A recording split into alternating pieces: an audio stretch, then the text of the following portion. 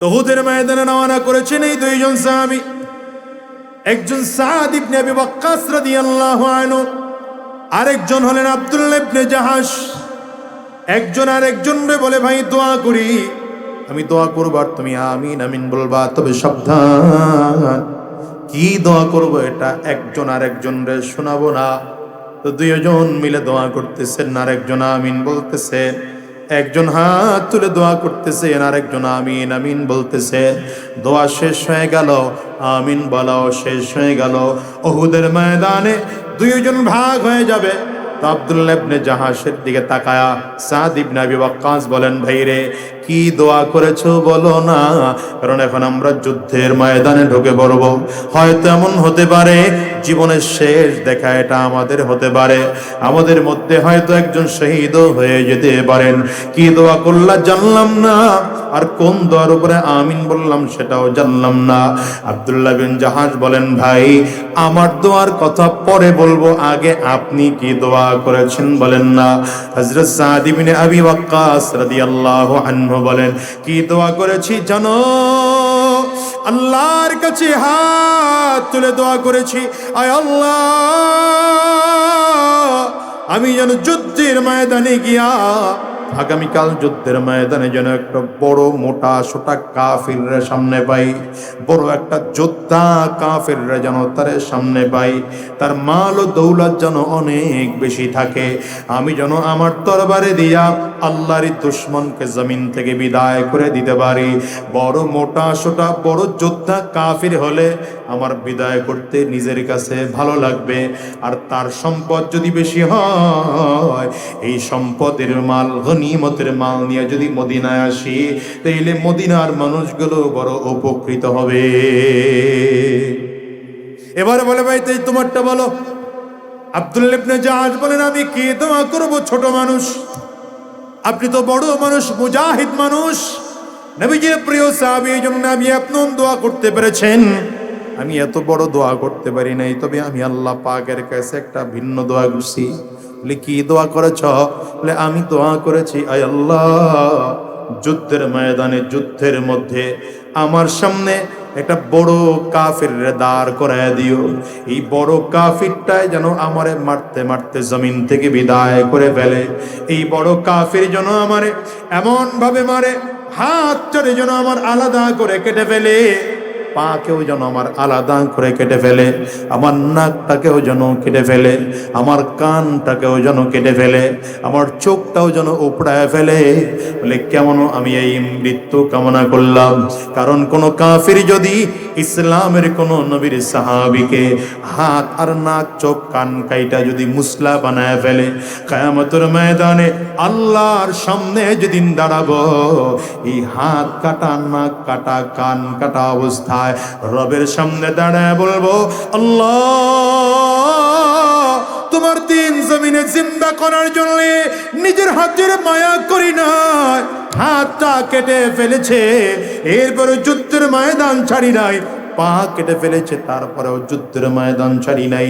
আল্লাহর কাছে বলবো, আল্লাহ, কান কেটে ফেলেছে, তারপরেও যুদ্ধের ময়দান ছাড়ি নাই, নাক কেটে ফেলেছে, তারপরেও যুদ্ধের ময়দান ছাড়ি নাই, সর্বশেষে গলা কেটে আমারে ফেলে দেওয়া হয়েছে, ময়দান আমি ছাড়ি নাই। আল্লাহ, এর বিনিময়ে আর দেরি না কইরা, এর বিনিময়ে বিনা হিসেবে জান্নাত দিয়ে দাও। সাহাবায়ে কেরাম বলেন, উহুদের ময়দানে অনেক সাহাবীকে হাত, কান, কাট, চোখ কাটা হয়েছে। এর মধ্যে অন্যতম ছিলেন হযরত আব্দুল্লাহ ইবনে জাহাশ রাদিয়াল্লাহু আনহু। আরো যাকে বেশি কাটা হয়েছিল সে হলো হযরত হামজা রাদিয়াল্লাহু আনহু। রাসূলুল্লাহ সাল্লাল্লাহু আলাইহি ওয়াসাল্লাম উহুদের লাশগুলো যখন একত্রিত করতে বললেন, এ সাহাবীরা, উহুদের ময়দানে কোন কোন সাহাবী শহীদ হয়েছেন তাদের লাশগুলো একত্রিত করো। সেখানে 69টা লাশ এনে একত্রিত করা হলো। আমার নবী ডেকে বললেন, সাহাবীরা, 69 জন সাহাবী শহীদ নয়, গতকাল আমি স্বপ্ন দেখেছি 70টা উট কোরবানি করতেছি, তার মানে আমার আরো একজন সাহাবী আছে, খুঁজে খুঁজে বের করো। দুজন সাহাবী বিভিন্ন চড়ায় চড়ায় ঘুরে ঘুরে খুঁজতেছেন, কোথাও পান না। হঠাৎ করে দেখেন পাহাড়ের একটা কিনারায় একজন মানুষের হাতের কবজি পড়ে আছে দেখা যায়। একটু দূরেই গেলে দেখলেন আর একটা কবজি পড়ে আছে দেখা যায়। আর একটু দূরে গিয়ে দেখলেন পা কেটে ফেলে রেখেছে দেখা যায়। আর একটু দূরে দেখলেন একটা কান পড়ে আছে দেখা যায়। এমন করে করে করে করে একজন সাহাবীকে 70টা টুকরা করে ফেলেছে। 70টা টুকরা করে করে চেহারা থেকে নাকটাকেও আলাদা করে কেটে ফেলেছে, চোখটাকেও ভেতর থেকে টান দিয়ে উঠায় ফেলেছে, কানটাকেও কেটে ফেলেছে, এমনকি পেটটা ফাইরা ভেতর থেকে নারী ভুড়ি গুলো বের করে কলিজাটা পর্যন্ত চাবায় চাবায় নিচে রাখছে। সাহাবায়ে কেরাম দেখে কথা বন্ধ হয়ে গেল। নবীজি ডেকে বললেন, কাউরে কি পাইছনি? রাহমাতুল লিল আলামিনের দিকে তাকায় সাহাবীরা বলেন, পয়গম্বর আমরা বলতে পারছি না, আপনি নিজের চোখে এসে দেখেন না আপনার কোন সাহাবী এমন হয়ে আছে। হযরত রাসূল করিম সাল্লাল্লাহু আলাইহি ওয়াসাল্লাম উপরে উঠা চোখের পানিগুলো ফেলে ফেলে কান্না করেন। আর সাহাবী দুজনরে ডাক দেয়, সাহাবীরা তোরা চিনো না, এটা আমার প্রিয় চাচা আমির হামজার লাশ। নবীজি নিজের মাথার পাগড়িটা খুলে বাচ্চাদের মতো করে চোখের পানি ফেলে ফেলে কান্না করতেছেন। আর লাশের এক একটা টুকরা গুলো উঠায় নিজের হাতে পাগড়ির মধ্যে রেখে রেখে নিজের পাগড়িটাকে কাফনের কাপড় বানাইয়া হযরত আমির হামজার লাশটাকে এনে রাখলেন। আর সাহাবায়ে কেরামদেরকে বললেন, সাহাবীরা আমি আমার জীবনে আমার বিবি জমিন থেকে বিদায় হয়েছে, আমার মা জমিন থেকে বিদায় হয়েছে, জীবদ্দশায় বাবারে দেখতে পারি নাই, জন্মের আগে বাবা জমিন থেকে বিদায় হয়েছে, আমার দাদা জমিন থেকে বিদায় হয়েছে, কিন্তু আজকে আমার চাচা হামজা রাদিয়াল্লাহু আনহু, যার সাথে ছোটবেলা থেকে খেলাধুলা করতাম, যার সাথে একসাথেই দুধ পান করেছি, যিনি আমার এত প্রিয় মানুষ, আজকে সেই মানুষটারে কাফিররা বিদায় করে দিল। আমার নবী বলেন, জীবনে এত কষ্ট পেয়েছি, আর কোনোদিন এমন কষ্ট জীবনে কোনোদিন পাই নাই। এই জন্যে সাহাবায়ে কেরামরাও ডাক দিয়া বললেন, পয়গম্বর হামজা রাদিয়াল্লাহু আনহুকে কে হত্যা করেছেন জানেন? নবী আমার বলেন, কে হত্যা করেছেন বলো? বলে, ওয়াহশী নামে এক গোলাম হত্যা করেছে। এই ওয়াহশী যদিও পরবর্তীতে কালিমা পড়ে মুসলমান হয়েছিল, কিন্তু নবী আমার ডেকে বলেন, ওয়াহশী রে, তুমি কালিমা পড়ার কারণে আল ইসলামু ইয়ানহাদিমু মান কানা ক্বাবলা, আগে যা ছিল যদিও তোমার সব গুনাহ মাফ হয়ে গিয়েছে, কিন্তু সাবধান, আমার সামনে বেশি বসবা না, চোখের সামনে বেশি পড়বা না। তুমি যদি আমার চোখের সামনে পড়ো তাহলে আমার চাচার মরণের কথা মনে পড়ে যায়, হয়তো আমি নবীর অজান্তে বদদুয়া তোমার জন্য বের হয়ে যেতে পারে। হ্যাঁ দুনিয়ার মুসলমান, মূল কথা যেটা বুঝাতে চেয়েছিলাম, এমন মরণ চাও যেই মরণ দুনিয়ার থেকে মরতে দেরি হবে, জান্নাত পাইতে দেরি হবে না। মরণ তো লাগবেই বাবা। অর্থবিত্তবানরাও জমিন থেকে বিদায় হয়ে যাবে, গরিব মানুষটাও জমিন থেকে বিদায় হয়ে যাবে, টাকাওয়ালারাও জমিন থেকে বিদায় হয়ে যাবে, ভিক্ষা করে এই মানুষটাও জমিন থেকে বিদায় হয়ে যাবে, গরিব মানুষটাও জমিন থেকে বিদায় হবে, অর্থবান মানুষটাও জমিন থেকে বিদায় হবে, ক্ষমতাওয়ালাও জমিন থেকে বিদায় হবে, যাদের মোটেও ক্ষমতা নাই এরাও জমিন থেকে বিদায় হবে। এই দুনিয়ায় বাবা আদমও থাকতে পারেন নাই, পয়গম্বর নূহ আলাইহিস সালামও থাকতে পারেন নাই, তোমার আমার নবীও দুনিয়া থাকতে পারেন নাই, আবার আবু জাহাল, আবু লাহাব, উতবা, শায়বা, এই কাফেররাও জমিনে থাকতে পারে নাই, সব জমিন থেকে বিদায়। ঠিক কি না? बहुत जिस दिन आ गई दुनिया की दौलत, क्या हुई दुनिया की दौलत क्या हुई, रूह तन से उड़ गई मुर्दा की हालत क्या हुई, मुर्दा की हालत क्या हुई। बोलो ना, बहुत जिस दिन आ गई दुनिया की दौलत क्या हुई दुनिया की दौलत क्या हुई, रूह तन से उड़ गई मुर्दा की हालत क्या हुई, मुर्दा की हालत क्या हुई। कैसे कैसे बादशाह रानिया शाहज़ादियाँ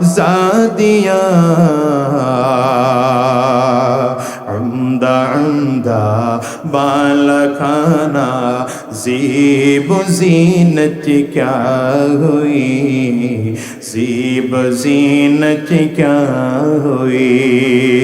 এই জন্য বাবা কথাগুলো মনোযোগ দিয়ে শুনে যাও। মরণ তো লাগবে, এই দুনিয়াতে আসছি, চিরজীবন দুনিয়া থাকতে পারবো না। চিল্লায় বলো ঠিক কিনা? এই জমিন থেকে বিদায় হওয়াই লাগবে, আজ হোক আগামী কাল হোক বিদায় হওয়া লাগবে। কারণ দুনিয়াতে দাদা ছিল নাই, বাবা ছিল জমিন থেকে বিদায়, মা ছিল তাও জমিন থেকে বিদায়, আত্মীয় স্বজনরা এক এক করে করে করে করে সব বিদায়। তোমাকে আমাকেও জমিন থেকে বিদায় হওয়া লাগবে। সাবধান, জাহান্নামী হয়ে মৃত্যুবরণ করা যাবে না, জান্নাতি হয়ে মরণ লাগবে। এই জন্য রব ডেকে বলেন, ইয়া আইয়ুহাল্লাযীনা আমানুত্তাকুল্লাহ ওয়া ইয়া আইয়ুহাল্লাযীনা আমানুত্তাকুল্লাহ হাক্কা তুকাতি ওয়া লা তামুতুন্না ইল্লা ওয়া আনতুম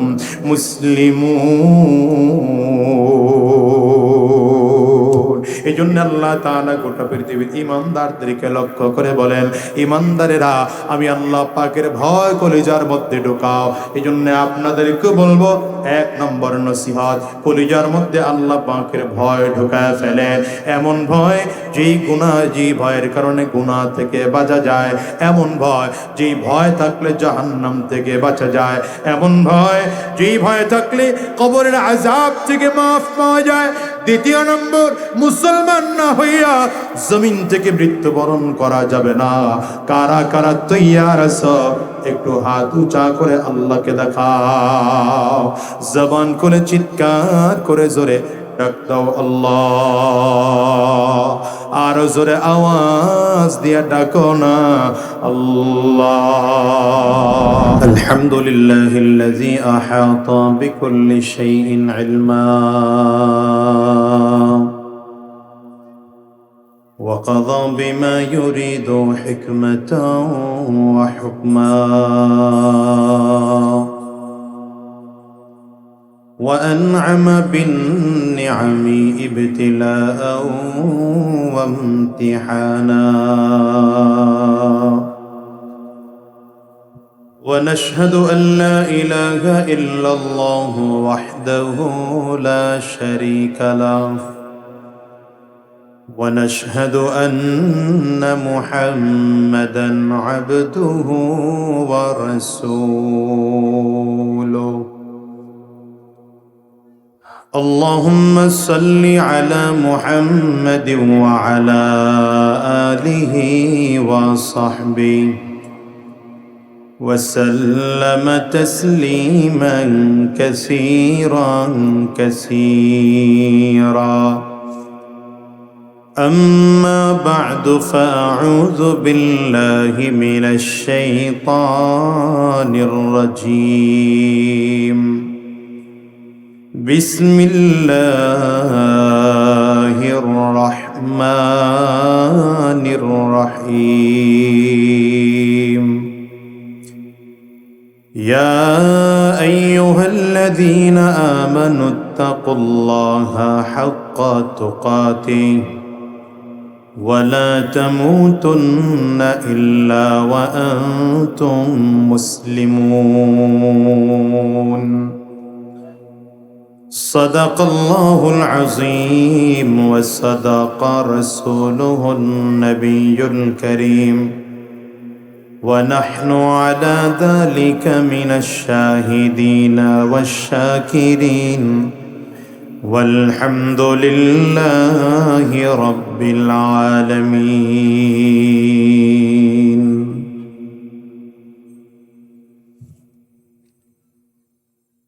বাঘার পুষ্করণী মাদ্রাসায় দারুল উলুম, দারুল কোরআন মহিলা মাদ্রাসা ব্যবসায়ী ও প্রবাসীদের উদ্যোগে আয়োজিত আজকের এই মাহফিলের মোহতারাম সম্মানিত সভাপতি, সম্মানিত অতিথিবৃন্দ, আজকের এই মাহফিলের প্রধান আলোচক বাংলাদেশের আহলুস সুন্নাত ওয়াল জামাআতের একচ্ছত্র তর্জমান খতিবুল উম্মাহ হযরতুল আল্লাম হযরত মাওলানা হাফিজুর রহমান সিদ্দিক কুয়াকাটা হুজুর দামাত বরকাতুহুমুল আলিয়া, সম্মুখপানে সমবেত দিন প্রিয়, ইসলাম প্রিয়, দিনদার, ইমানদার মুমিন মুসলমান মর্দে মুজাহিদ ভাইরা, আল্লাহ পাকের শুকর যে আল্লাহ তাআলা আপনাকে আমাকে দ্বীনি মজলিসে বসার তৌফিক দিয়েছেন, এজন্য বলি আলহামদুলিল্লাহ। কথা খুব লম্বা নয়, খুব সংক্ষিপ্ত কথা, শরীরটাও খুব একটা ভালো না। মাহফিল আজকে এটা মূল ছিল না, বহু দূরে আরো 2টা প্রোগ্রাম আছে, এজন্য দ্রুত চলে যেতে হবে। আপনারা মাগরিবের পরে কুয়াকাটা হুজুরের জবানে মূল্যবান আলোচনা শুনবেন। আমি শুধুমাত্র কর্তৃপক্ষের আবদার রক্ষার্থে হাজিরা দেওয়ার জন্য উপস্থিত হয়েছি। যেহেতু উপস্থিত হয়েছি, এই জন্য অল্প 2-4টা কথা বলে বিদায় হব। যে আয়াতে কারিমা তিলাওয়াত করেছে, আল্লাহ রাব্বুল আলামিন বলেন, ইয়া আইয়ুহাল্লাযীনা আমানুত্তাকুল্লাহা হাক্কা তুকাতিহি ওয়া লা তামুতুন্না ইল্লা ওয়া আনতুম মুসলিমুন। এই আয়াতে আল্লাহ তাআলা 2টা অংশে 2 রকম নির্দেশনা জাতিকে দিয়েছেন। বলেন কয়টা নির্দেশনা দিয়েছেন? এই কথা বলে না, কয়টা নির্দেশনা দিয়েছেন? 2টা। ঈমানদারদেরকে বলেছেন 1 নম্বর তাকওয়া গ্রহণ করো। আল্লাহ বলেন, আমি আল্লাহকে ভয় করো, ভয় করার মতো। যেভাবে তাকওয়া অর্জন করলে গুনাহ থেকে বাঁচা যায়, যেভাবে আল্লাহ তাআলাকে ভয় করলে জাহান্নাম থেকে বেঁচে থাকা যায়, আল্লাহ তাআলাকে যেভাবে ভয় করলে জান্নাত পাওয়া যায়, যেভাবে আল্লাহ তাআলাকে ভয় করলে পাক্কা ঈমানদার হওয়া যায়, সচ্চা মুসলমান হওয়া যায়, আল্লাহ তাআলা সেভাবে আল্লাহকে ভয় করতে বলেছেন।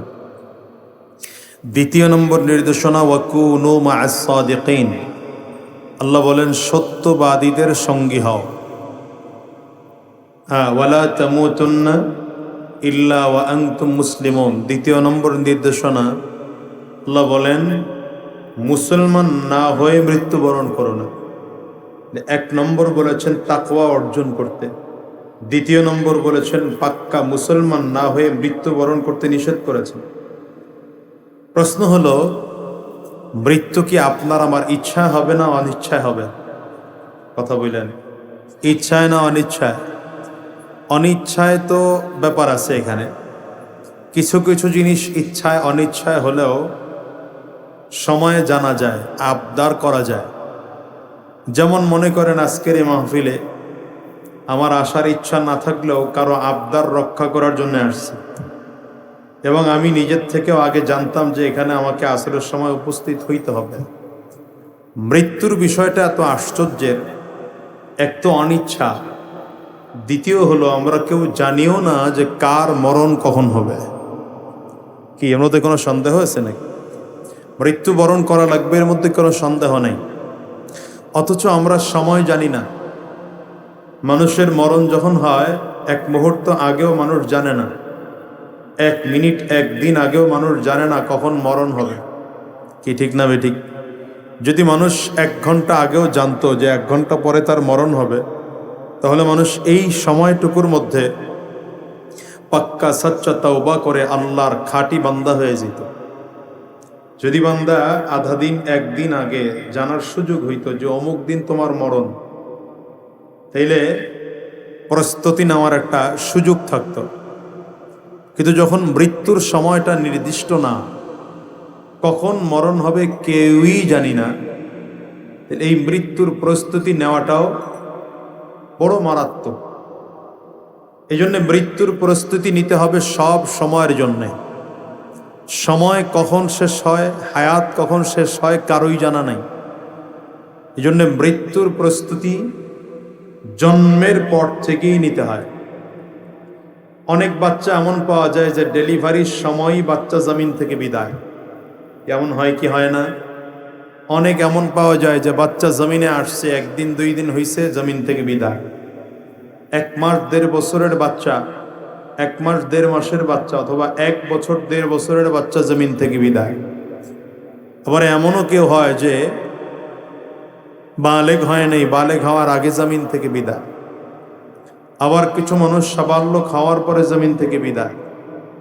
তবে এখানে আশ্চর্যের বিষয় হলো, মানুষ যেহেতু বালেগ হওয়ার আগ পর্যন্ত তার আমল নামায় গুনাহও লেখা হয় না, নেকও লেখা হয় না, তার আমল নামায় কোনো গুনাহ নাই, সুতরাং সে মৃত্যুবরণ করলে জান্নাতি। কিন্তু বুদ্ধি হওয়ার পরে, বালেগ হওয়ার পরে কোনো মানুষ যদি জমিন থেকে বিদায় হয়ে যায়, তাহলে সেই মানুষটা কি কি আমল করেছে জবাব দিয়া এরপরে তাকে জান্নাতি হতে হবে। যদি জবাব দিতে না পারে তো জান্নাত নসিবে জুটবে না, জাহান্নাম হবে। কারণ হাদিসের মধ্যে এসেছে, রাসূলুল্লাহ সাল্লাল্লাহু আলাইহি ওয়াসাল্লাম বলেন, লা ইয়াজালু কদমা ইবনা আদম, লা ইয়াজালু কদমা ইবনা আদম ইয়াউমাল কিয়ামাতি আন রাব্বিহি আযজা ওয়া জাল্লা ইয়াউমাল কিয়ামা হাত্তা ইউসালা আন খামসিন। পয়গম্বর বলেন, কিয়ামতের ময়দানে প্রত্যেকজন মানুষকে 5টা প্রশ্ন করা হবে। যতক্ষণ পর্যন্ত বান্দা 5 প্রশ্নের জবাব সঠিক করে দিতে পারবে তো জান্নাত মিলবে, সঠিক জবাব দিতে পারবে না তো সামনে একটা কদমও নাড়ানোর সুযোগ থাকবে না।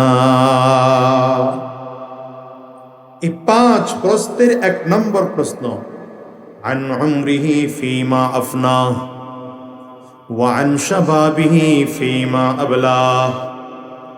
পয়গম্বর বলেন, তোমার প্রথম প্রশ্ন করা হবে, লম্বা একটা হায়াত তোমার জীবনে দেওয়া হয়েছে, যে হায়াত তুমি নিজে চেয়ে আনো নাই, আল্লাহ তাআলা কুদরতের মাধ্যমে তোমার হায়াত দিয়েছেন। কাউকে 30 বছর লম্বা হায়াত দিয়েছেন, কাউকে 40 বছর, কাউকে 50 বছর দিয়েছেন, কাউকে আরো বেশি কম হায়াত দিয়েছে। লম্বা হায়াতটাকে কোন রাস্তায় খরচ করেছ, আল্লাহর সামনে দাঁড়া জবাব দিতে হবে। 1 নম্বর। 2 নম্বর, ওয়ান শাবাবিহি ফীমা আবলা। এই বিশাল লম্বা হায়াতের মধ্যে একটা সময় ছিল যৌবন, যুবক বয়সের একটা হায়াত ছিল। এই যুবক বয়সটাকে কোন রাস্তায় খরচ করেছ, রবের সামনে দাঁড়ায় জবাব দেওয়া লাগবে। এখানে যেহেতু যুবকদের সংখ্যা বেশি, এই জন্য যুবকদেরকে বলবো, মানুষের জীবনের সব থেকে সোনালী যুগটা হলো যুবক বয়সের টাইম। এই টাইমটাকে 1টা মিনিট, 1 মুহূর্ত কোন রাস্তায় খরচ করেছি, আল্লাহর সামনে দাঁড়ায় জবাব দিয়ে তারপরে সামনের দিকে কদম বাড়াইতে হবে। জবাব দেওয়া ছাড়া সামনে কদম বাড়ানোই যাবে না। এই জন্য সাহাবায়ে কেরাম, তাদের মনের একটা আশা ছিল যে যদি এমন মরণ হয় যেই মরণে হিসাব ছাড়া জান্নাত পাওয়া যায়, তাইলে সব থেকে সহজ। কারণ আল্লাহ পাকের সামনে দাঁড়ায়া প্রত্যেকটা জিনিসের পাই পাই করে হিসাব দিয়া বান্দা কবরে যাবে বা জান্নাতে যাবে, এই সুযোগ পৃথিবীর কারো নাই। আল্লাহ যদি জিজ্ঞাসা করেন, তোমার বয়সটা কি কোন রাস্তায় খরচ করেছ, এই জবাব দিয়া কিয়ামতের ময়দানে আমরা বাঁচবো, এই গ্যারান্টি মোটেও নেই। আল্লাহ যদি জিজ্ঞাসা করেন, যৌবনটারে কোন রাস্তায় খরচ করেছ, জবাব দিয়ে আল্লাহর সামনে দাঁড়ায়া এরপরে পার পেয়ে যাব, এই সুযোগ পৃথিবীর কারো নাই। এভাবে করে আরো প্রশ্ন করা হবে। পয়গম্বর বলেন, ওয়া আন উমরিহি ওয়া আন মালিহি মিন আইনা ইকতাসাবা ওয়া ফীমা আনফাকা। নবী আমার বলেন, তোমার সম্পদ সম্পর্কে আল্লাহ তাআলা জিজ্ঞাসা করবেন, কোন রাস্তায় সম্পদ কামাই করেছো। 4 নম্বর, কোন রাস্তায় সম্পদ খরচ করেছো। 5 নম্বর হলো ওয়া মাযা আমিলা বিমা আলিমা, যতটুকু জানতা সে অনুযায়ী আমল করেছো কিনা। এই 5টা প্রশ্নের জবাব আল্লাহর সামনে দাঁড়ায়া দেওয়ার মতো সাধ্য আমাদের কারো আছে? কথা বলেন না কেন? করে বলেন না, আছে? নাই কারো। এই জন্য সাহাবায়ে কেরাম এমন মরণ চাইতেন যেই মরণে হিসাব ছাড়া জান্নাত পাওয়া যায়। এই জন্য যে মালিক, আনাস বিন মালিক রাদিয়াল্লাহু আনহু, উহুদের যুদ্ধ চলতেছে তুমুল বেগে, তিনি উহুদের যুদ্ধের দিকে দৌড়াইতেছেন। এখন এটা কোন সময়টা আপনারা জানেন যে উহুদের যুদ্ধে প্রাথমিক পর্যায়ে মুসলমানদের বিজয় অর্জন হয়েছিল, কিন্তু আমার নবী পাহাড়ের এক কিনারায় 50 জন সাহাবীকে দাঁড় করিয়ে রেখেছিলেন। তাদের ছোট্ট একটু ইজতিহাদি ভুলের কারণে কাফিররা সুযোগ পেয়ে পেছন দিক থেকে পাল্টা আক্রমণ করেছে। এ কারণে শত শত মুসলমান আহত হয়েছেন এবং 70 জন সাহাবী শহীদ হয়েছেন। কতজন? এই সাহাবায়ে কেরামদের তুমুল যুদ্ধ যখন চলতেছে, আনাস বিন মালিক উহুদের দিকে দৌড়াইতেছেন। সাহাবায়ে কেরামদের মধ্যে একজন হযরত সাদ রাদিয়াল্লাহু আনহু বলেন, আনাস তুমি জানো কোন দিকে যাইতেছো? উহুদের ময়দানে যাচ্ছ তো নিশ্চিত মৃত্যু। হযরত আনাস বিন মালিক বলেন, তুমি মৃত্যু বলো, আমি তো খেয়াল করতেছি ভিন্ন। ইন্নী ওয়াজাদতু রিহাল জান্নাহ, আর আমি তো উহুদের ময়দান থেকে জান্নাতের ঘ্রাণ পাইতেছি। তুমি যেটারে মৃত্যু বলো, এটা মৃত্যু না, এটা শাহাদাত, আর শাহাদাত বরণ করলে বিনা হিসাবে জান্নাত পাওয়া যাবে। এজন্য সাহাবায়ে কেরামদের জীবনের বড় আশা ছিল যে যদি এমন কোনো মরণ হয় যে মরণে আল্লাহর সামনে দাঁড়ায় হিসাব দেওয়াই লাগবে না, আল্লাহ যদি কিয়ামতের ময়দানে বলেন আমি বান্দার প্রতি খুশি, ওরে জান্নাত দিয়ে দে, ওরে জান্নাত দিয়ে দে, তাইলে সাহাবায়ে কেরাম বলেন এই মরণটা পৃথিবীর সব থেকে দামি মরণ, এই মরণটা পৃথিবীর সব থেকে দামি মরণ। এজন্য সাহাবায়ে কেরাম এই ধরনের মরণের দোয়াও করতেন। আমার দিকে তাকান, এই ধরনের মরণের দোয়াও করতেন, আল্লাহ মরণটা যেন এমন হয়। আর নবী আলাইহিস সালামের জীবনের সবথেকে বড় চাওয়া ছিল, নবী বলেন আমি আমার মন চায় বারবার জীবিত হই আর বারবার শহীদ হই, বারবার জীবিত হই, সুম্মা উহইয়া সুম্মা উকতাল সুম্মা উহইয়া সুম্মা উকতাল, বারবার চাই যেন আমার শহীদ হই আর বারবার জীবিত হই, শহীদ হই বারবার জীবিত হই, শহীদ হই। এমন করলে লাভ কি? বলে শাহাদাতের মর্যাদা। এই জন্য শাহাদাতের মর্যাদা হইলে বিনা হিসেবে জান্নাতে যাওয়া যায়। বদরের যুদ্ধে 2 জন সাহাবী রওনা করেছেন। একজনের নাম সাদ ইবনে আবি ওয়াক্কাস রাদিয়াল্লাহু আনহু।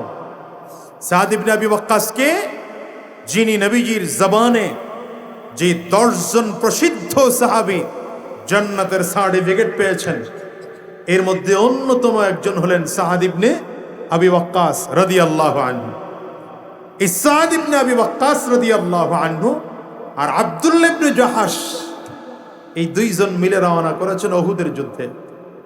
রাস্তার পাশে হযরত সাদ ইবনে আবি ওয়াক্কাস দাঁড় করায় ডেকে বললেন, আব্দুল্লাহ, মুজাহিদদের দোয়া তো আল্লাহর কাছে কবুল হয়, এদিকে মাহফিলে বসে ওদিকে তাকান কি, আমি ওয়াজ করতেছি, মনোযোগ কম আর কি।